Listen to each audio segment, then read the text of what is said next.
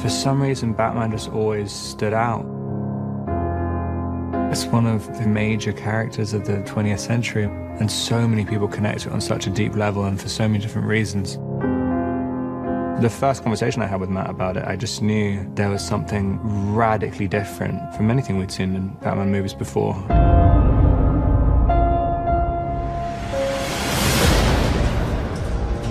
I felt that we'd seen lots of origin stories. We'd seen things go further and further into fantasy. And I thought, well, one place we haven't been is grounding it the way that Year One does, to come right in to a young Batman, not be an origin tale, but refer to his origins and shake into his core. Right from the beginning, there's a desperation to it. He's really working out this rage. All the fights seem very personal. What's so wonderful about this world is the exploration of the gray area. Catwoman really wants to fight for those who don't have someone else to fight for them. And that's where Batman and her really connect. He wants to inflict his kind of justice. He's just compelled to do it. There is no other option.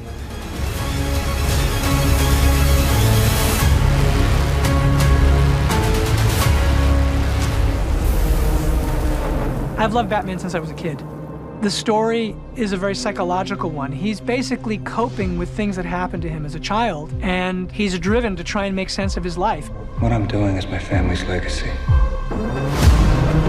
Matt didn't show me a script or anything, but just kind of said the tone, and it sounded quite radically different from anything we'd seen in Batman movies before. I don't think I've ever worked with someone who pays attention to detail like him. Hey, vengeance! I didn't want to do an origin tale because I felt that we had seen the origin tale done more than once. I wanted him to not have figured out how to be Batman yet, and I wanted to make him the world's greatest detective. The killer left this for the Batman. Why is he writing to you? The origin is DC, Detective Comics. Just takes us back to the core of what Batman is and what Gordon is. Any of this mean anything to you?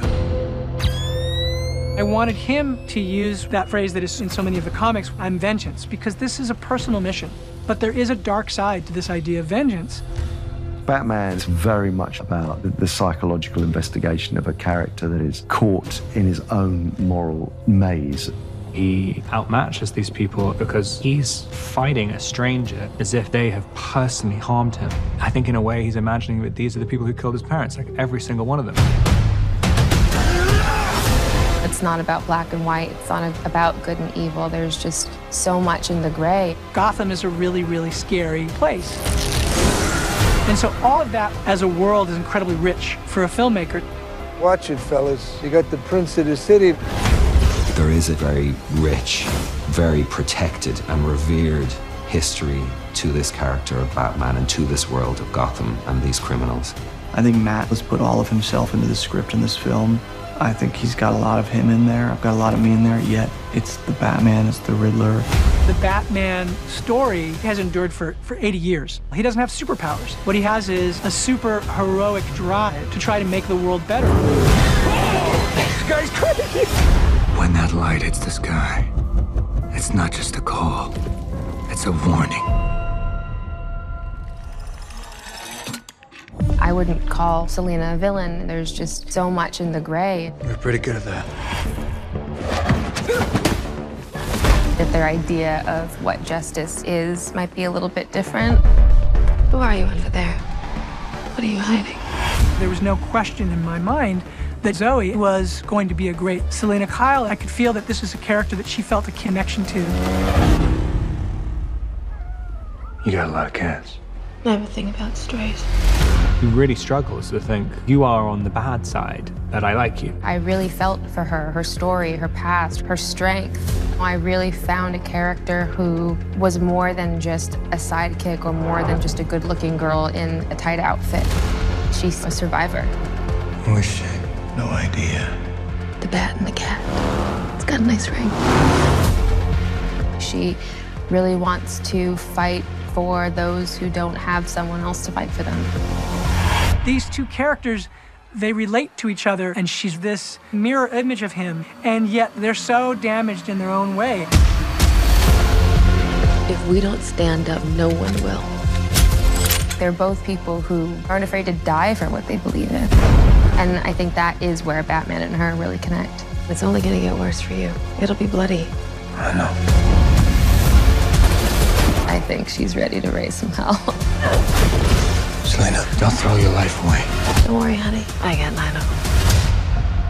I'm your secret friend. What does a liar do when he's dead? Any of this mean anything to you? I've been trying to reach you. Riddler's asking for you. Normally, Batman seems to hold all the strings. The plan is entirely his, but in this, Batman's quite often on the back foot. He's still trying to figure out exactly what Batman is. The city streets are crowded for the holiday. Even with the rain, hidden in the chaos is the element, waiting to strike like snakes. Bastard murders you and your reputation. Maybe he's not who you thought. You make it sound like he had it coming. Seeing the Batman was probably one of those transcendent moments in his life. Without the Batman, he would never have the Riddler. I hope you're listening. Gotham needs you. The hell are you supposed to be?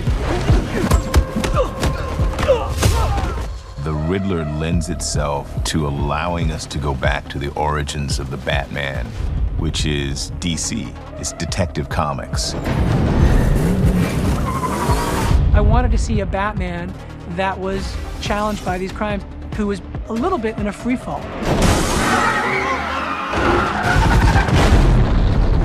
The Riddler is more similar to him than Bruce would like to really admit. It's extremely troubling. The only difference in a lot of ways is that the Riddler follows through and his justice is fatal. I felt that this idea of putting on masks and hiding your identity for people, that the power would come from that. I'm just an instrument, here to unmask the truth. Unmask. You're part of this too.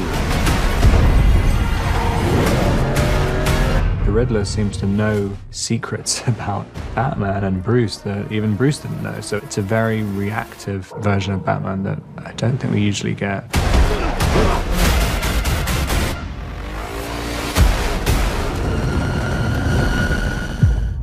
Riddler's asking for you. This is by far the most major adversary he's come across. The killer left this for the Batman. Why is he writing to you? I've been trying to reach you. You're part of this too. Bruce. How am I part of this? Oh, you're really not as smart as I thought you were. Dear God. It's Gotham in a way that I haven't seen before. Gordon reaches out to Batman, I think, out of a level of desperation. Unbelievable breaking news. Gotham mayor was murdered last night. We have a villain in the Riddler who's all about clues. And also, the Riddler is addressing everything directly to Batman. Any of this mean anything to you? You're pretty good at that. Catwoman meets Batman, who's looking for a serial killer in Gotham.